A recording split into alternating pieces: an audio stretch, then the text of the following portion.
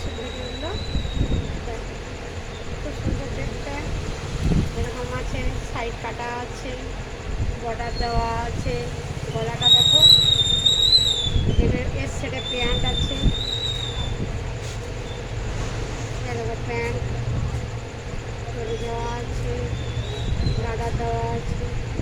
Pant লম্বা হবে, night sweet, সুতির একবারে ভালো কটনের, দেখতে সুন্দর আছে। আরও অনেক কালার পেয়ে যাবে।